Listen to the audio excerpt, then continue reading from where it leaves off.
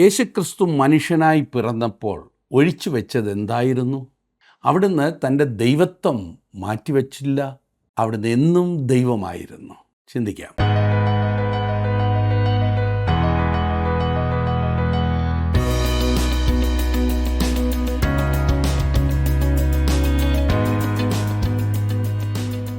ജീവസന്ദേശം പ്രോഗ്രാമിലേക്ക് സ്വാഗതം.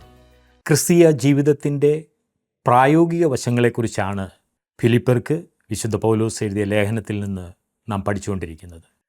പ്രസംഗിക്കുവാനും പഠിക്കുവാനുമൊക്കെ വളരെ ആകർഷകമെങ്കിലും ദൈവസഹായം കൂടാതെ ജീവിതത്തിൽ പ്രാവർത്തികമാക്കുവാൻ കഴിയാത്തതാണ് ക്രിസ്തുവിൻ്റെ സ്വഭാവം. ഫിലിപ്പർക്ക് എഴുതിയ ലേഖനം 2-ാം അധ്യായം 6 മുതൽ 11 വരെയുള്ള വാക്യങ്ങളിലേക്ക് നമ്മുടെ ശ്രദ്ധയെ തിരിക്കാം.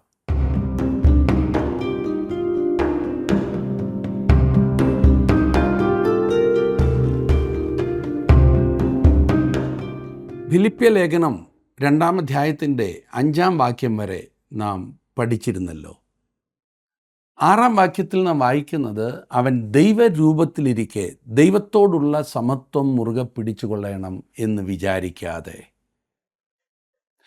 യേശുക്രിസ്തു ദൈവത്തിൻ്റെ വലത്തുഭാഗത്തായിരുന്നപ്പോഴും അവൻ പദവിക്ക് വേണ്ടി ഒന്നും ചെയ്തില്ല. ആ പദവിക്ക് വേണ്ടി യാതൊന്നും മുറുകെ പിടിച്ചിരുന്നില്ല. ക്രിസ്തു ദൈവത്തെക്കുറിച്ച് ഏതെങ്കിലും സ്കൂളിൽ പോയി പഠിച്ചതല്ല. വേറെ ഏതെങ്കിലും പദവിയിൽ നിന്നും ഉയർന്നു വന്നവരുമല്ല ക്രിസ്തു ദൈവമായിരുന്നു.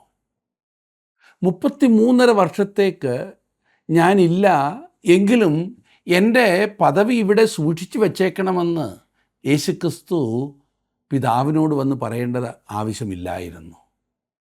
കാരണം അവൻ ദൈവമായിരുന്നു. അവൻ്റെ പദവി അവന് തന്നെ ഉള്ളതാണ്. അത് ആർക്കും എടുത്തു കളവാൻ സാധിക്കില്ല. അതാരും അവന് കൊടുത്തതല്ല. അവിടുന്ന് ദൈവമാണ്.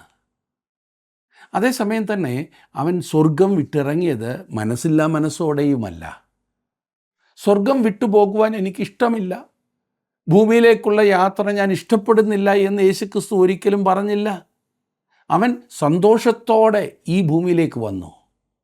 എബ്രായ ലേഖനം 12-ാം അധ്യായത്തിൻ്റെ 2-ാം വാക്യത്തിൽ നാം വായിക്കുന്നത്, തൻ്റെ മുൻപിൽ വെച്ചിരുന്ന സന്തോഷം ഓർത്തു എന്നാണ്. അവൻ ക്രൂശ് സഹിച്ചത് അതോർത്തിട്ടാണ്. എബ്രായ ലേഖനം 10-ാം അധ്യായത്തിൻ്റെ 7-ാം വാക്യത്തിൽ നാം വായിക്കുമ്പോൾ, അപ്പോൾ അവൻ പറഞ്ഞു, ഇതാ ഞാൻ വരുന്നു, പുസ്തകച്ചുരുളിൽ എന്നെക്കുറിച്ച് എഴുതിയിരിക്കുന്നു, ദൈവമേ നിൻ്റെ ഇഷ്ടം ചെയ്യുവാൻ ഞാൻ വരുന്നു എന്ന് അവൻ പറയുന്നു. സന്തോഷത്തോടെയാണ് ക്രിസ്തു ഈ ഭൂമിയിലേക്ക് വന്നത്. ഈ ഭൂമിയിലേക്ക് വന്നപ്പോൾ താൻ പിടിച്ചുകൊണ്ടിരിപ്പാൻ ആഗ്രഹിച്ച എന്തെങ്കിലും കാര്യം ഉപേക്ഷിച്ചു പോരുകയല്ല അവൻ ചെയ്തത്. താഴ്മയുടെ 2-ാമത്തെ പടി നാം തുടർന്ന് കാണുന്നു. 7-ാം വാക്യത്തിൽ അവൻ ദാസരൂപമെടുത്തു, മനുഷ്യ സാദൃശ്യത്തിലായി തന്നെത്താൻ ഒഴിച്ചു. തന്നെത്താൻ ഒഴിച്ചു എന്നതിൻ്റെ അർത്ഥം ശൂന്യമാക്കുക എന്നാണ്. തന്നെത്താൻ ശൂന്യമാക്കുക.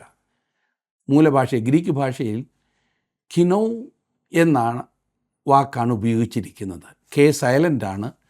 എന്നാലും ഞാൻ പറഞ്ഞത് ഇംഗ്ലീഷിൽ എംറ്റി എന്ന് പറയും. ഈ വാക്കിൽ നിന്നാണ് നോസിസ് എന്ന് പറയുന്ന സിദ്ധാന്തത്തിന് അതിൻ്റെ പേര് ലഭിച്ചിരിക്കുന്നത്. ക്രിസ്തു തന്നെത്താൻ ഒഴിച്ചു. എന്നാൽ അവൻ തന്നെത്താൻ എന്താണ് ഒഴിച്ചു വെച്ചത് എന്ന ചോദ്യം എല്ലാവർക്കുമുണ്ട്. അവൻ തന്നെ ദൈവത്വം ഒഴിച്ചു കളഞ്ഞു എന്ന് പറയുന്നവരുണ്ട്. ആദിമസഭയിൽ ജ്ഞാനവാദികൾ, നോസ്റ്റിക്സ്, അവരാണ് ഒന്നാമത്തെ ദുരുപദേശം പ്രചരിപ്പിച്ചത്. ക്രിസ്തു തൻ്റെ ദൈവത്വം ഒഴിച്ചു വച്ചു എന്ന് പറഞ്ഞുകൊണ്ടാണ് അവർ ആരംഭിച്ചത്. അവർ പറഞ്ഞു, ക്രിസ്തു സ്നാനമേറ്റപ്പോൾ അവൻ്റെ മേൽ ദൈവത്വം കടന്നു വന്നു എന്നും അത് ക്രൂശിൽ വെച്ച് വിട്ടുപോയി എന്നുമാണ് ജ്ഞാനവാദികൾ പഠിപ്പിച്ചിരുന്നത്. തിരുവചനത്തിൽ ഇതിന് യാതൊരു തെളിവും കാണുന്നില്ല. ക്രിസ്തു എന്തോ ഒന്ന് ഒഴിച്ചു കളഞ്ഞു, എന്നാൽ അത് അവൻ്റെ ദൈവത്വമായിരുന്നില്ല. മറിയയുടെ മടിയിലിരിക്കുന്ന ശിശുവായ യേശുവും 100% ദൈവമായിരുന്നു. യേശു ഒരു നിമിഷം പോലും ദൈവമല്ലാതിരുന്നിട്ടില്ല. യോഹന്നാൻ അപ്പോസ്തലൻ ഇപ്രകാരം പറഞ്ഞിട്ടുണ്ട്: ആദിയിൽ വചനമുണ്ടായിരുന്നു, വചനം ദൈവത്തോടു കൂടെയായിരുന്നു, വചനം ദൈവമായിരുന്നു. അവൻ ആദിയിൽ ദൈവത്തോടു കൂടെയായിരുന്നു. സകലവും അവൻ മുഖാന്തരമുള്ളവായി, ഉളവായതൊന്നും അവനെ കൂടാതെ ഉളവായതല്ല. വചനം ജഡമായി തീർന്നു, കൃപയും സത്യവും നിറഞ്ഞവനായി നമ്മുടെ ഇടയിൽ പാർത്തു. ഞങ്ങൾ അവൻ്റെ തേജസ് പിതാവിങ്കൽ നിന്ന് ഏകജാതനായവൻ്റെ തേജസ്സായി കണ്ടു. എന്നാൽ പിന്നെ കർത്താവായ യേശുക്രിസ്തു ഈ ഭൂമിയിലേക്ക് വന്നപ്പോൾ എന്താണ് തന്നെത്താൻ ഒഴിച്ചത്? അവൻ ദൈവത്വത്തിൻ്റെ പ്രത്യേക പദവികളാണ് ഒഴിച്ചു വെച്ചത്. ചില പരിമിതികൾക്ക് വിധേയനായിട്ടാണ് അവൻ ഈ ഭൂമിയിൽ ജീവിച്ചത്. എന്നാൽ അവ സ്വയപരിമിതികൾ ആയിരുന്നില്ല. അവൻ ദൈവമല്ലാതെ ഒരു നിമിഷം പോലും ഇരുന്നിട്ടില്ല. അതുപോലെ തന്നെ അവൻ മനുഷ്യനായിരുന്നത് കൊണ്ട് ദൈവത്തിൽ നിന്ന് അല്പം പോലും കുറവുള്ളവനുമായിരുന്നില്ല. എന്നാൽ അവൻ ദൈവത്വത്തിൻ്റെ പ്രത്യേക പദവികൾ ഒഴിച്ചു വെക്കുകയാണ് ചെയ്തത്. ദൈവപുത്രൻ ഭൂമിയിൽ വന്നപ്പോൾ ഏതാനും ചില ആട്ടിടയന്മാരും വിദ്വാൻമാരും ദൂതന്മാരുടെ സംഘം പോലും ഒരു ചെറിയ കൂട്ടം മാത്രമായിരുന്നു അവിടെ ഉണ്ടായിരുന്നത് അവനെ സ്വീകരിപ്പാൻ. വലിയൊരു കൂട്ടം എന്ന് മാത്രമല്ല, അഖിലാണ്ടം മുഴുവൻ അവിടെ ഉണ്ടായിരിക്കണമായിരുന്നു. കിഴക്ക് നിന്നും ഏതാനും ചില വിദ്വാൻമാർ മാത്രമല്ലായിരുന്നു അവിടെ ഉണ്ടായിരിക്കേണ്ടിയിരുന്നത്. പടിഞ്ഞാറ് നിന്നും വടക്ക് നിന്നും തെക്ക് നിന്നും എല്ലാം അവർ അവിടെ വന്നു ചേരേണ്ടതായിരുന്നു. അന്ന് യെരുശലേം ദൈവാലയം ശൂന്യമായി കിടക്കേണ്ടതായിരുന്നു. കാരണം അഖിലാണ്ടത്തിൻ്റെ സൃഷ്ടാവ് ഇതാ ബേത്ലഹേമിൽ ജനിച്ചു. അവരെല്ലാവരും ബേത്ലഹേമിലേക്ക് പോകണമായിരുന്നു. എന്നാൽ അവർ അപ്രകാരം ചെയ്തില്ല. എന്തുകൊണ്ടാണ് അവരൊക്കെ അവിടെ വരുവാൻ ക്രിസ്തു അവരെ നിർബന്ധിക്കാഞ്ഞത്? അവൻ ദൈവത്വത്തിൻ്റെ പ്രത്യേക അധികാരങ്ങളും അവകാശങ്ങളും ഒഴിച്ചു വെച്ചതാണ് അതിൻ്റെ കാരണം. അവൻ വൃത്തിഹീനവും മലീമസവുമായ ഒരു ഗോശാലയിൽ വന്ന് പിറക്കുവാൻ തയ്യാറായിരുന്നു. നസ്രേത്ത് എന്ന പേരോടുകൂടിയ കുഴപ്പം പിടിച്ച ഒരു പട്ടണത്തിൽ പാർത്തു വളരുവാൻ അവൻ തയ്യാറായിരുന്നു. അറിയപ്പെടാത്തൊരു തച്ചനായി തീരുവാൻ അവൻ ഒരുക്കമായിരുന്നു. എല്ലായ്പ്പോഴും ദൈവത്തിൻ്റെ തേജസ് അവനോട് കൂടെ ഇരിക്കാമായിരുന്നു. എന്നാൽ അവൻ അപ്രകാരം ആയിരുന്നില്ല. അവർക്ക് പിടിക്കേണ്ട മനുഷ്യനെ തിരിച്ചറിയുവാനായി യേശുവിനെ ഒറ്റിക്കൊടുത്ത രാത്രിയിൽ യൂദായ്ക്ക് അവനെ ചുംബിക്കേണ്ടതായി വന്നു എന്ന് നാം വായിക്കുന്നു. മറ്റുള്ളവരിൽ നിന്ന് വ്യത്യസ്തമായിട്ട് ഏതെങ്കിലും വിധത്തിലുള്ള ഉൾപ്രകാശമോ പ്രഭയോ അവന് ചുറ്റും ഉണ്ടായിരുന്നില്ല. അവനൊരു മനുഷ്യനായിരുന്നു. എന്നാൽ അവൻ ജഡത്തിൽ വെളിപ്പെട്ട ദൈവമായിരുന്നു. അവൻ ദൈവത്തിൻ്റെ പ്രത്യേക അവകാശങ്ങളും അധികാരങ്ങളും ഒഴിച്ചു വെച്ചു. കർത്താവ് തൻ്റെ ശുശ്രൂഷ തികച്ച ശേഷം അവൻ്റെ ഈ ലോകത്തിൽ അവൻ കഴിച്ച അവസാന രാത്രിയിൽ തനിക്കുള്ളവരെ തൻ്റെ അരികിൽ കൂട്ടിയിട്ട് തൻ്റെ സ്വർഗസ്ഥനായ പിതാവിനോട് വളരെ നല്ലൊരു പ്രാർത്ഥന പ്രാർത്ഥിച്ചു. ആ പ്രാർത്ഥനയിൽ യേശു പറഞ്ഞ ഒരു കാര്യം ഇതായിരുന്നു. യോഹന്നാൻ എഴുതിയ സുവിശേഷം 17-ാം അധ്യായത്തിൻ്റെ 5-ാം വാക്യം: ഇപ്പോൾ പിതാവേ, ലോകമുണ്ടാകും മുമ്പ് എനിക്ക് നിൻ്റെ അടുക്കൽ ഉണ്ടായിരുന്ന മഹത്വത്തിൽ എന്നെ നിൻ്റെ അടുക്കൽ മഹത്വപ്പെടുത്തണമേ. തൻ്റെ മഹത്വം പുനഃസ്ഥാപിക്കപ്പെടണമേ എന്നും അവൻ പ്രാർത്ഥിച്ചു എന്ന കാര്യം ശ്രദ്ധിക്കുക. തൻ്റെ ദൈവത്വം പുനഃസ്ഥാപിച്ച് കിട്ടേണ്ടതില്ല. യേശു അതിനല്ല പ്രാർത്ഥിച്ചത്. കാരണം അവൻ ഒരിക്കലും തൻ്റെ ദൈവത്വം ഉപേക്ഷിച്ചിരുന്നില്ല. ശ്രദ്ധിക്കണം, അത് വളരെ പ്രധാനപ്പെട്ട ഒരു കാര്യമാണ്. എന്നാൽ ഇപ്പോൾ അവൻ സ്വർഗത്തിലേക്ക് മടങ്ങിപ്പോകുന്ന ആ അവസരത്തിൽ തൻ്റെ മഹത്വം, അതായത് ദൈവത്വത്തിൻ്റെ ഒരു അവകാശമായ മഹത്വപ്രകാശം പുനഃസ്ഥാപിച്ച് കിട്ടുവാനായിട്ടാണ് അവൻ പിതാവിനോട് പ്രാർത്ഥിക്കുന്നത്. അത് അവൻ ഒഴിച്ചു വെച്ചു എന്ന് കരുതാവുന്നതത്രേ. ഇനി മൂന്നാമതായി അവൻ ഒഴിച്ചു വെച്ചത് ദൈവരൂപത്തിലിരിക്കെ ദൈവത്തോടുള്ള സമത്വം മുറുകെ പിടിച്ചു കൊള്ളണമെന്ന് വിചാരിക്കാതെ ദാസരൂപമെടുത്തു. കർത്താവായ യേശു ഈ ഭൂമിയിൽ ഒരു ദാസനായിട്ടാണ് വന്നത്. ഒരു തച്ചനായി അവൻ ജോലി ചെയ്തു. ഒരു സാധാരണ തച്ചൻ. അവൻ തൻ്റെ മേലൊരു ദാസരൂപം ഏറ്റെടുത്തു. യേശുവിനെ കൈസരുടെ കൊട്ടാരത്തിൽ ജനിക്കാമായിരുന്നു, അവൻ രാജാവായിരുന്നു. എന്നാൽ പ്രാരംഭകാലങ്ങളിൽ അവൻ ആ അവകാശവാദം ഒരിക്കലും ഉന്നയിച്ചിട്ടില്ല. യെരുശലേമിലേക്കുള്ള വിജയപ്രവേശനത്തിൻ്റെ സമയം വരെയും അവനൊരു രാജാവാണെന്ന് അവകാശപ്പെട്ടിരുന്നില്ല. ഇതാണ് വാസ്തവം. ഈ ഭൂമിയിൽ താഴ്മയും വിനയവുമുള്ള തൊഴിലാളിയായ ഒരു സാധാരണക്കാരനായിട്ടാണ് യേശു വന്നത്, ജീവിച്ചത്. മനുഷ്യനായി തീരുവാൻ അവൻ തന്നെ താഴ്ത്തിയെന്ന് മാത്രമല്ല, നമ്മിൽ ഭൂരിപക്ഷം പേരും ആയിരിക്കുന്ന സാധാരണക്കാരുടെ സാഹചര്യത്തിലേക്കാണ് കർത്താവായ യേശു ഇറങ്ങി വന്നത്. അവൻ സാധാരണക്കാരനായ ഒരു ചെറിയ വ്യക്തിയായി ഇവിടെ കാണപ്പെട്ടു. സാധാരണക്കാരായ ചെറിയ മനുഷ്യരിൽ ഒരാളായിരുന്നു അവൻ. യെശയ്യാ പ്രവാചകൻ്റെ പുസ്തകം 11-ാം അധ്യായത്തിൻ്റെ 1-ാം വാക്യത്തിൽ നാം വായിക്കുന്നത്, ഇശായിയുടെ കുറ്റിയിൽ നിന്നും ഒരു മുള പൊട്ടിപ്പുറപ്പെട്ടു. ഇത് ക്രിസ്തുവിൻ്റെ വരവിനെക്കുറിച്ച് പ്രവാചകൻ എഴുതിയിട്ടുള്ളതാണ്. ദാവീദിൻ്റെ കുറ്റിയിൽ നിന്നും പൊട്ടിപ്പുറപ്പെടുന്ന മുളയായി അവനെ എന്തുകൊണ്ട് വിളിച്ചില്ല? ഞാൻ പലപ്പോഴും അങ്ങനെ ചിന്തിച്ചിട്ടുണ്ട്.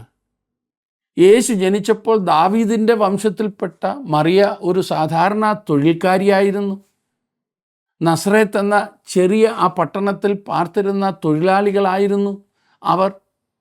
എന്നാൽ യേശു ദാവീദിൻ്റെ വംശത്തിൽപ്പെട്ടവനല്ലായിരുന്നുവോ? അതെ, അവൻ ദാവീദിൻ്റെ വംശത്തിൽപ്പെട്ടവനായിരുന്നു. ദാവീദ് അഭിഷേകം ചെയ്യപ്പെട്ട രാജാവായിരുന്നു. എന്നാൽ അവൻ്റെ പിതാവായ ഇശായിയും അവൻ്റെ പൂർവികന്മാരും ബേത്ലഹേമിലെ കൃഷിക്കാരായിരുന്നു. നമ്മുടെ കർത്താവ് ഒരു കൃഷിക്കാരൻ്റെ കുടുംബത്തിലാണ് ജനിച്ചത്. പിന്നെ പറയുന്നു അവൻ ദാസരൂപമെടുത്തു എന്ന്. അവൻ്റെ താഴ്മയുടെ 4-ാമത്തെ പടി ഇതാണ്, അവൻ മനുഷ്യ സാദൃശ്യത്തിലായി. നാം എല്ലാം മനുഷ്യരാണ്. മനുഷ്യരായിരിക്കുന്നതിൽ നമുക്ക് സന്തോഷമുണ്ട്, അഭിമാനമുണ്ട്. അതിനാൽ മനുഷ്യരായി തീരുന്നത് താഴ്മയുടെ പടിയാണെന്ന വസ്തുത മനസ്സിലാക്കുവാൻ നമുക്ക് വിഷമമാണ്, ഇല്ലേ? മനുഷ്യനായിരിക്കുന്നത് അഭിമാനകരമായ ഒരു കാര്യമാണെന്നത്രേ ഞാൻ ചിന്തിക്കുന്നത്. നിങ്ങളും അങ്ങനെ തന്നെ ചിന്തിക്കുന്നുണ്ടാകും. എന്നാൽ ഇത് എങ്ങനെയാണ് താഴ്മയായിത്തീരുന്നത്? സുഹൃത്തെ, നമ്മുടെ കർത്താവ് സ്വർഗത്തിലെ സകല മഹിമകളെയും വെടിഞ്ഞൊരു മനുഷ്യനായി തീർന്നു. അവൻ നമ്മുടെ മനുഷ്യത്വം തൻ്റെ മേലേറ്റെടുത്തു. ശ്രദ്ധിക്കണേ, അപ്പോൾ അവൻ മനുഷ്യ സാദൃശ്യത്തിലായിത്തീർന്നു. അവൻ താൻ ഇറങ്ങി വന്നു. നമ്മുടെ കർത്താവിൻ്റെ താഴ്മയുടെ 5-ാമത്തെ പടി അവൻ സ്വയം താഴ്ത്തി എന്നതാണ്. വേഷത്തിൽ മനുഷ്യനായി വിളങ്ങി തന്നെത്താൻ താഴ്ത്തി. മറ്റുള്ളവരുടെ വാക്കുകളോ പ്രവർത്തനങ്ങളോ നമ്മെ താഴ്ത്തുന്ന രീതിയിലുള്ളതാണ് എന്ന് നമുക്കറിയാം. എന്നാൽ ക്രിസ്തു തന്നെത്താൻ താഴ്ത്തി എന്ന് പറഞ്ഞിരിക്കുന്നത് ശ്രദ്ധിക്കുക. ഇത് ചെയ്യുവാൻ പ്രയാസമുള്ളൊരു കാര്യമാണ്. ഞാൻ ഒരു ഉദാഹരണത്താൽ ഈ വിഷയം ഒന്ന് വിവരിക്കാം. ജോൺ വെസ്ലി എന്ന ഉണർവ് പ്രസംഗനെക്കുറിച്ച് നിങ്ങൾ കേട്ടിരിക്കുമല്ലോ. ജോൺ വെസ്ലി, അദ്ദേഹത്തിൻ്റെ ജീവിതത്തിലുണ്ടായൊരു നല്ല സംഭവം അദ്ദേഹത്തിൻ്റെ ആത്മകഥയിൽ രേഖപ്പെടുത്തിയിട്ടുണ്ട്. ഒരിക്കൽ അദ്ദേഹം ഒരു തോട് കുറുകെ കടക്കുവാൻ ഒരുങ്ങുകയായിരുന്നു. അതിൻ്റെ മുകളിൽ കൂടി ഒരു തടിപ്പാലം, വീതി കുറഞ്ഞ ഒരു തടിപ്പാലം ഉണ്ടായിരുന്നു. ഒരാൾക്ക് കഷ്ടിച്ച് അതിന്മേൽ കൂടി പോകുവാൻ സാധിക്കുമായിരുന്നുള്ളൂ. ജോൺ വെസ്ലി പാലത്തിൽ കയറി അല്പദൂരം നടന്നപ്പോഴാണ് തൻ്റെ എതിർവശത്തു നിന്നും സാധാരണ തന്നെ എതിർക്കുന്ന മറ്റൊരു പ്രസംഗകൻ വരുന്നത് കണ്ടത്. അന്നത്തെ അറിയപ്പെട്ട ഒരു ദുരുപദേശകനായിരുന്നു ഈ എതിർവശത്തു നിന്ന് വരുന്ന മനുഷ്യൻ. ജോൺ വെസ്ലിയെ കിട്ടിയ അവസരം ആ മനുഷ്യൻ പാഴാക്കുവാൻ ആഗ്രഹിച്ചില്ല. ദേഷ്യത്തോടെ അയാൾ ഇപ്രകാരം പറഞ്ഞു, സാധാരണ ഒരു വിഡ്ഢിക്ക് ഞാൻ വഴിമാറിക്കൊടുക്കാറില്ല എന്ന്. അതിന് ക്ഷുഭിതനായ അയാളുടെ മുഖത്തേക്ക് പുഞ്ചിരിയോടെ ജോൺ വെസ്ലി ഒന്ന് നോക്കി. എന്നിട്ട് ഇപ്രകാരം പറഞ്ഞുകൊണ്ട് പുറകോട്ട് നടക്കുവാൻ ആരംഭിച്ചു. ഞാൻ അങ്ങനെയല്ല, ഞാൻ എപ്പോഴും അങ്ങനെയുള്ളവർക്ക് വഴി മാറിക്കൊടുക്കും എന്ന്. താഴ്ത്തേണ്ടതായ സ്ഥാനത്ത് സ്വയം താഴ്ത്താത്തതല്ലേ നമ്മുടെ പരാജയങ്ങളുടെ കാരണം? ഒരു വാക്കിനോ ഒരു ഭാവത്തിനോ ഒരു പ്രവർത്തനത്തിനോ മറുപടി നൽകാതെ നമുക്ക് ഉറക്കം വരില്ല. താഴ്മയില്ലാത്തതാണ് കുടുംബത്തിലെ പ്രശ്നത്തിന് കാരണം. താഴ്മയില്ലാത്തതാണ് അയൽവക്കക്കാർ തമ്മിൽ പ്രയാസം ഉണ്ടാകുന്നതിന് കാരണം. താഴ്മയില്ലാത്തതാണ് ജോലിസ്ഥലത്തെ സംഘർഷത്തിന് കാരണം. എല്ലാവരും ചിന്തിക്കുന്നത് താഴേണ്ടത് മറ്റേ ആളാകുന്നു എന്നത്രേ. ഭർത്താവ് ചിന്തിക്കുന്നു, അവളല്ലേ ഭാര്യ, അവളാണ് താഴേണ്ടത്. ഭാര്യയുടെ പക്ഷം, ഞാൻ തെറ്റൊന്നും ചെയ്തില്ലല്ലോ, അല്ല ചെയ്തെങ്കിൽ തന്നെ എപ്പോഴും ഞാനല്ലേ താഴുന്നത്, ഇപ്പോൾ വേണമെങ്കിൽ അദ്ദേഹം ഇങ്ങോട്ട് വന്ന് ക്ഷമ ചോദിക്കട്ടെ. അങ്ങനെ പ്രശ്നം നീണ്ടു പോകും. ഇതെല്ലാം എല്ലാ രംഗത്തും കാണുന്നുണ്ട്. പഴമക്കാർ പറയുമായിരുന്നല്ലോ, ഒരു നാഴി മറ്റൊരു നാഴിയിൽ കൊള്ളുകയില്ല എന്ന്. പണ്ടൊക്കെ നാഴി വെച്ചായിരുന്നല്ലോ അരി അളക്കുന്നത്. ഒന്ന് ചെറുതായെങ്കിലേ ലക്ഷ്യം സാധിക്കൂ. ആരാണ് അതിന് തയ്യാറാക്കുക? മറ്റുള്ളവരെ നമ്മെക്കാൾ ശ്രേഷ്ഠരെന്ന് എണ്ണുന്നതിനാൽ മാത്രമേ അത് സാധ്യമാകുകയുള്ളൂ. താഴ്മയുടെ 6ാമത്തെ പടിയാണ് നാം ഇനിയും കാണുന്നത്. അവന് മരണത്തോളം അനുസരണമുള്ളവനായി തീർന്നു. മരണമെന്നുള്ളത് ഒരുവനെ താഴ്ത്തിക്കളയുന്ന കാര്യം തന്നെയാണ്, സംശയമില്ല. അത് സാധാരണമായ കാര്യമല്ല. മരിക്കുവാനായിട്ടല്ല ദൈവം മനുഷ്യരെ സൃഷ്ടിച്ചത്. പാപം മൂലമാണ് മനുഷ്യൻ മരിക്കുന്നത്. അവൻ്റെ അതിക്രമങ്ങൾ നിമിത്തം ആണ് മനുഷ്യൻ മരിക്കുന്നത്. ഏകൻ്റെ അതിക്രമത്താൽ മരണം ലോകത്തിൽ വന്നു എന്ന് നാം വായിക്കുന്നു. ആദാമാണ് ആ മനുഷ്യൻ. മരണം സകല മനുഷ്യരിലും കടന്നിരിക്കുന്നു. എന്നാൽ മരിക്കുന്നതിനല്ല ദൈവം മനുഷ്യനെ സൃഷ്ടിച്ചത്. നമ്മിൽ നിന്നും അല്പം വ്യത്യസ്തത ഉള്ളവനായിട്ടാണ് യേശുക്രിസ്തു ഈ ഭൂമിയിൽ വന്നു പിറന്നത്. താങ്കളും ഞാനും ജീവിക്കാനാണ് ഇവിടേക്ക് വരുന്നത്. നാം മരിക്കുവാൻ ആഗ്രഹമുള്ളവരല്ല, നിവർത്തികെട്ടിട്ടാണ് മരിക്കുന്നത്. ജീവിക്കണമെന്നത്രേ നമ്മുടെ താല്പര്യം. എന്നാൽ കർത്താവായ യേശു മരിക്കുവാനായിട്ടാണ് ജനിച്ചത്. മരിക്കുവാനായിട്ടാണ് അവൻ ഈ ഭൂമിയിലേക്ക് വന്നത്. എന്നാൽ അവൻ മരണത്തോളം അനുസരണമുള്ളവനായി തീർന്നു. അവൻ സ്വമനസ്സ തന്നെ മരണത്തിന് ഏൽപ്പിച്ചു കൊടുത്തു. എനിക്ക് മരിക്കുവാൻ ആഗ്രഹമില്ലെങ്കിലും മരിച്ചേ പറ്റുകയുള്ളൂ. യേശുക്രിസ്തുവിൻ്റെ കാര്യത്തിൽ അവന് മരിക്കേണ്ട കാര്യമില്ലായിരുന്നു. എന്നാൽ അവൻ മരിക്കുവാൻ താല്പര്യപ്പെട്ടു എന്ന് നാം കാണുന്നു. ഞാനും താങ്കളും അവനിൽ ആശ്രയം വയ്ക്കുവാൻ തയ്യാറാകുമെങ്കിൽ നമ്മെ രക്ഷിക്കേണ്ടതിനായിട്ടാണ് അവൻ മരിക്കുവാൻ തയ്യാറായത്. യേശു കർത്താവ് ഇപ്രകാരമാണ് പറഞ്ഞിരിക്കുന്നത്. യോഹന്നാൻ എഴുതിയ സുവിശേഷം 10-ാം അധ്യായത്തിൻ്റെ 15, 17, 18 വാക്യങ്ങൾ. യോഹന്നാൻ 10:15. ആടുകൾക്ക് വേണ്ടി ഞാൻ എൻ്റെ ജീവനെ കൊടുക്കുന്നു. എൻ്റെ ജീവനെ വീണ്ടും പ്രാപിക്കേണ്ടതിന് ഞാനതിനെ കൊടുക്കുന്നത് കൊണ്ട് പിതാവ് എന്നെ സ്നേഹിക്കുന്നു. ആരും അതിനെ എന്നോട് എടുത്തു കളയില്ല. ഞാൻ തന്നെ അതിനെ കൊടുക്കുന്നു. അതിനെ കൊടുപ്പാൻ എനിക്ക് അധികാരമുണ്ട്, വീണ്ടും പ്രാപിപ്പാനും അധികാരമുണ്ട്. ക്രിസ്തുവിൻ്റെ താഴ്മയുടെ അവസാനത്തേതായ പടി, അതായത് 7ാമത്തെ പടി, ക്രൂശിലെ മരണത്തോളം എന്നതാണ്. അവൻ മരണത്തോളം അനുസരണമുള്ളവനായി തീർന്നു എന്ന് മാത്രമല്ല, ക്രൂശിലെ മരണത്തോളം അനുസരണമുള്ളവനായി തീർന്നു. നിന്ദ്യമായ രീതിയിലുള്ള ഒരു മരണമായിരുന്നു അവൻ്റെ മരണം. ക്രിസ്തു സ്വയം താഴ്ത്തിയ 7 പടികൾ പോലെ തന്നെ ദൈവം ക്രിസ്തുവിനെ ഉയർത്തിയ 7 പടികൾ തുടർന്നുള്ള വാക്യങ്ങളിൽ നമുക്ക് ചിന്തിക്കാവുന്നതാണ്. ക്രിസ്തുവിനെ ഉയർത്തുക എന്നതാണ് പിതാവായ ദൈവത്തിൻ്റെ മനസ്സ്. 2-ാം അധ്യായത്തിൻ്റെ 9-ാം വാക്യത്തിൽ നാം വായിക്കുന്ന, അതുകൊണ്ട് ദൈവവും അവനെ ഏറ്റവും ഉയർത്തി സകല നാമത്തിനും മേലായ നാമം നൽകി. ഉയർച്ചയുടെ അല്ലെങ്കിൽ ക്രിസ്തുവിനെ ഉയർത്തിയതിൻ്റെ 1-ാമത്തെ പടിയാണിത്. ദൈവവും അവനെ ഉയർത്തി. അവൻ സൃഷ്ടിച്ച ഈ അഖിലാണ്ടത്തിൽ യേശുക്രിസ്തു ഉയർത്തപ്പെടണം എന്നുള്ളതാണ് പിതാവായ ദൈവത്തിൻ്റെ പരമമായ ഉദ്ദേശം. എവിടെ മനുഷ്യന് അധിവസിക്കുന്നുവോ, എവിടെ മനുഷ്യൻ ദൈവത്തോട് മറുതലിച്ചുവോ, ആ ഭൂമിയിൽ തന്നെ ക്രിസ്തുവിനെ ഉയർത്തണം എന്നുള്ളതാണ് ദൈവത്തിൻ്റെ ഉദ്ദേശം. ഈ ഭൂമിയെ ശ്രദ്ധേയവും മഹത്വകരവുമാക്കുന്നത് ഇവിടെ നടന്നതായ ക്രിസ്തുവിൻ്റെ മരണമൊന്നു മാത്രമാണ്. വാനശാസ്ത്രജ്ഞന്മാർ പറയുന്നത് അഖിലാണ്ടത്തിൽ നാം വെറുമൊരു പൊട്ടു മാത്രമാകുന്നു എന്നാണ്, ഒരു കുത്തുപോലെ മാത്രമാണ്. ഈ ഭൂമിയെ തുടച്ചു മാറ്റിയാൽ തന്നെയും അഖിലാണ്ടത്തെ സംബന്ധിച്ചിടത്തോളം അത് വലിയ സംഗതിയൊന്നും ആയിരിക്കുകയില്ല. അത് തികച്ചും വാസ്തവമായ കാര്യമാണ്. ഒരു ചെറിയ ഗ്രഹത്തെ ബാധിച്ചിരിക്കുന്ന പകർച്ചവ്യാധിയാണ് മനുഷ്യരെന്ന് ആരോ ഒരാൾ പറഞ്ഞിട്ടുണ്ട്. നമ്മുടെ അവസ്ഥ അതാണ്. യേശുക്രിസ്തു ഈ ഭൂമിയിൽ വരികയും ക്രൂശിൽ മനുഷ്യന് വേണ്ടി മരിക്കുകയും ചെയ്തു എന്നത്രേ മനുഷ്യന് സ്വർഗത്തിലേക്ക് നോക്കി ദൈവത്തെ മഹത്വപ്പെടുത്തുന്നതിനുള്ള ഉന്നതമായ പദവി നൽകിക്കൊടുത്തത്. അതുകൊണ്ട് ദൈവവും അവനെ ഏറ്റവും ഉയർത്തി എന്ന് നാം വായിച്ചു. അവൻ്റെ ഉയർച്ചയുടെ രണ്ടാമത്തെ പടി സകല നാമത്തിനും മേലായ നാമം നൽകി എന്നുള്ളതാണ്. ക്രിസ്തുവിൻ്റെ നാമം വൃഥാ എടുക്കുമ്പോൾ ഈ കാര്യം ഓർത്തിരിക്കേണ്ടതാണ്. നാം ഇത് പ്രത്യേകം ചിന്തിക്കേണ്ട ഒരു വസ്തുതയാണ്.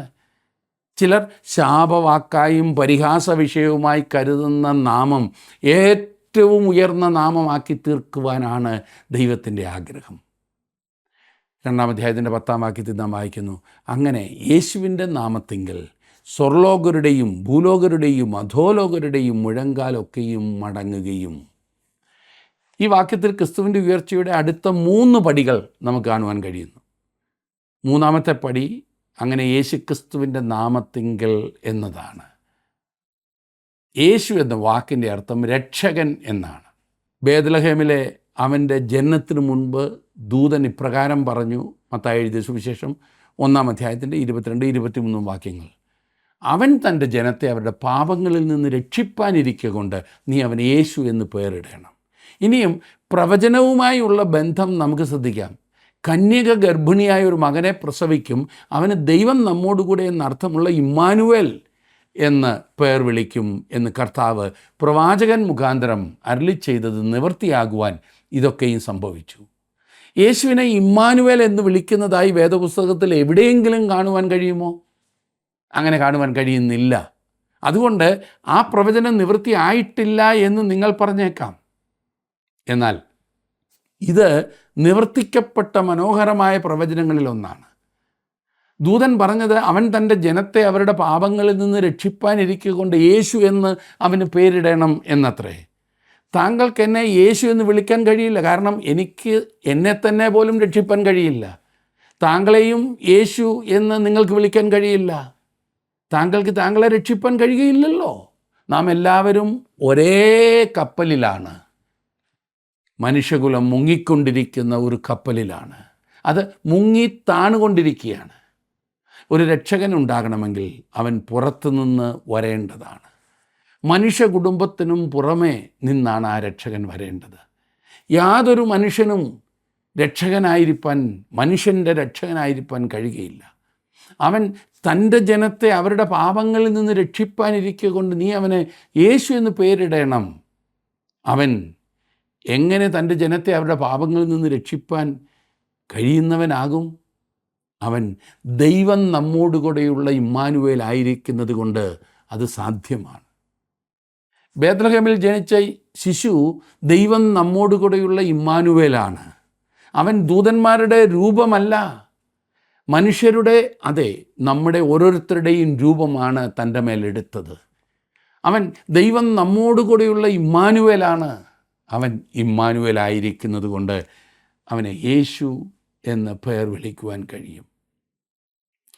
എന്നെ ശ്രദ്ധിക്കുന്ന പ്രിയ സുഹൃത്തേ, വേറൊരു വ്യക്തിയെയും യേശു എന്ന് വിളിക്കുവാൻ കഴിയുകയില്ല എന്നത് എത്ര വലിയ വാസ്തവമാണ്. ദൈവം പറയുന്നത് ഈ ഭൂമിയിൽ വന്നപ്പോൾ അവന് നൽകപ്പെട്ട നാമം ഞാൻ സകല നാമത്തിനും മേലായി ഉയർത്തുവാൻ പോവുകയാണ് എന്നത്രേ. യേശുവിൻ്റെ ഉയർച്ചയുടെ 4-ാമത്തെ പടി സ്വർലോകരുടെയും എന്നതാണത്. 5-ാമത്തെ പടി ഭൂലോകരുടെയും എന്നതാണ്. 6-ാമത്തെ പടി അധോലോകരുടെയും എന്നതാണ്. സകല മനുഷ്യരും അവസാനം രക്ഷ പ്രാപിക്കുമെന്ന് പറയുന്നവർ ഈ വാക്യം ഉപയോഗിക്കാറുണ്ട്. ഫിലിപ്പി ലേഖനത്തിൻ്റെ വിഷയം ക്രിസ്തുവിൻ്റെ കർത്തൃത്വമാണ്. അവൻ്റെ നാമത്തിങ്കൽ സ്വർലോകരുടെയും ഭൂലോകരുടെയും അധോലോകരുടെയും മുഴങ്കാലൊക്കെയും മടങ്ങത്തക്ക വിധം ദൈവം അവനെ ഏറ്റവും അധികം ഉയർത്തി എന്നതാണ് ഇവിടുത്തെ വസ്തുത. അതായത് യേശു കർത്താവാകയാൽ പാതാളം പോലും അവൻ്റെ മുമ്പാകെ മുട്ടുമടക്കേണ്ടതാണ് എന്നാണ് അർത്ഥം. അവൻ ദൈവമാണ്. വെറുതെ മുട്ടുമടക്കുന്നത് രക്ഷയെ അല്ല. കൊലോസ്യ ലേഖനം 1-ാം അധ്യായത്തിൻ്റെ 20-ാം വാക്യത്തിൽ യേശുവിൻ്റെ കർത്തൃത്വത്തെക്കുറിച്ചല്ല പറയുന്നത്. അവൻ ക്രൂശിൽ ചൊരിഞ്ഞ രക്തം കൊണ്ട് അവൻ മുഖാന്തരം സമാധാനമുണ്ടാക്കി ഭൂമിയിലുള്ളതോ സ്വർഗത്തിലുള്ളതോ സകലത്തെയും അവനെ കൊണ്ട് തന്നോട് നിരപ്പിക്കാനും പിതാവിന് പ്രസാദം തോന്നി എന്ന് വായിക്കുന്നു. അവിടെ പറയുന്നത് യേശുവിൻ്റെ കർത്തൃത്വത്തെക്കുറിച്ചല്ല, പിന്നെയോ ക്രിസ്തുവിൻ്റെ നിരപ്പിൻ്റെ ശുശ്രൂഷയെയും അവൻ്റെ വീണ്ടെടുപ്പിൻ്റെ പ്രവർത്തനത്തെയുമാണ്. എന്താണ് നിരപ്പിച്ചിരിക്കുന്നത്? എന്താണ് വീണ്ടെടുത്തത്? അതിൽ പാതാളവും ഉൾപ്പെടുന്നുണ്ടോ? ഇല്ല. അധോലോകം ഇവിടെ സൂചിപ്പിച്ചിട്ടില്ല. ഈ വാക്യത്തിൽ വീണ്ടെടുപ്പിനെക്കുറിച്ച് പറഞ്ഞിരിക്കുന്നതിനാൽ ആണ് പാതാളത്തെക്കുറിച്ച് സൂചിപ്പിക്കാതിരുന്നത്. പാതാളത്തിൽ വീണ്ടെടുപ്പില്ല. ഈ രണ്ട് വാക്യങ്ങൾ ഒന്നിച്ച് ചിന്തിച്ചാൽ അധോലോകരിൽ യേശുവിൻ്റെ മുമ്പിൽ മുട്ടുമടക്കുന്നവർ അവൻ്റെ കർത്തൃത്വത്തെ അംഗീകരിക്കുക മാത്രമാണ് ചെയ്യുന്നത് എന്ന് കാണുവാൻ കഴിയും. അങ്ങനെ യേശുവിൻ്റെ നാമത്തിങ്കൽ സ്വർലോകരുടെയും ഭൂലോകരുടെയും അധോലോകരുടെയും മുഴങ്കാലൊക്കെയും മടങ്ങുകയും, അതെ, ക്രിസ്തുവിൻ്റെ ഉയർച്ചയുടെ 7-ാമത്തേതും അവസാനത്തേതുമായ പടി കൂടി ഞാൻ പറയാം. 11-ാം വാക്യത്തിൽ എല്ലാ നാവും യേശു ക്രിസ്തു കർത്താവെന്ന പിതാവായ ദൈവത്തിൻ്റെ മഹത്വത്തിനായി ഏറ്റുപറയുകയും ചെയ്യേണ്ടി വരും. എല്ലാ നാവും യേശു ക്രിസ്തു കർത്താവെന്ന് ഏറ്റുപറയും. എല്ലാവരും അവനെ രക്ഷകനായി ഏറ്റുപറഞ്ഞ് അംഗീകരിക്കുമെന്നല്ല അതിൻ്റെ അർത്ഥം. നരകത്തിൽ പോലും അവർക്ക് യേശു കർത്താവാണെന്ന് സമ്മതിച്ചേ പറ്റുകയുള്ളൂ. അത് തന്നെ അവരുടെ യാതന വർദ്ധിപ്പിക്കുന്ന സംഗതി ആണെന്നത്രേ ഞാൻ ചിന്തിക്കുന്നത്. ഇവിടെ ഒരു കാര്യം ഓർപ്പിക്കുവാൻ ഞാൻ ആഗ്രഹിക്കുന്നത്, യേശു താങ്കളുടെ കർത്താവ് അല്ല എങ്കിൽ അവനെ കർത്താവ് എന്ന് വിളിക്കുന്നതിൽ താങ്കൾ വളരെയധികം സൂക്ഷിക്കേണ്ടതാണ്. അവൻ താങ്കളുടെ ജീവിതത്തിൻ്റെ കർത്താവാണെന്ന് പറയുന്നതിന് മുൻപായി, പ്രിയ സുഹൃത്തെ, താങ്കൾ അവനെ താങ്കളുടെ രക്ഷകനായി അറിയുകയാണ് വേണ്ടത്. അവിടുന്ന് താങ്കളുടെ രക്ഷകനാണെങ്കിൽ താങ്കളുടെ കർത്താവായി അവനോട് താങ്കൾക്ക് അനുസരണമുള്ളവനായി തീരാവുന്നതാണ്. യേശുക്രിസ്തു എൻ്റെ ഉത്തമ സഖിയാണെന്ന് പറയുന്നത് തന്നെ സൂക്ഷ്മതയോടെ ആയിരിക്കേണ്ടതാണ്. ഞാൻ നിങ്ങളോട് കൽപ്പിക്കുന്നത് ചെയ്താൽ നിങ്ങൾ എൻ്റെ സ്നേഹിതന്മാർ തന്നെ എന്ന് കർത്താവ് പറഞ്ഞിട്ടുണ്ട്.